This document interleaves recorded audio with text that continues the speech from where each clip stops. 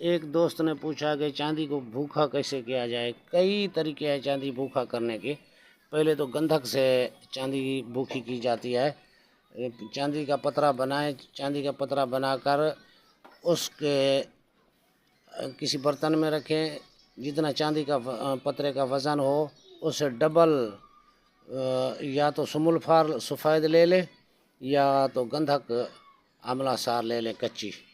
Double piece कर ऊपर नीचे उस पतरे के देकर 2 किलो की आग दे दें, या तो सुमुलफार को पीस कर डबल जितना चांदी का पतरा है उससे डबल सुमुलफार सफ़ेद पीस कर ऊपर नीचे देकर 2 किलो की आग दे दें।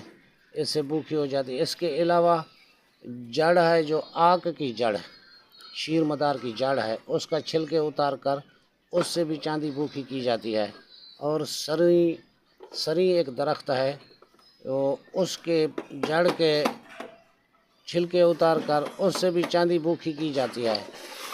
चांदी के भूखे करने के कई तरीके हैं जो आगे चलकर भूखी चांदी आपके काम आएगी।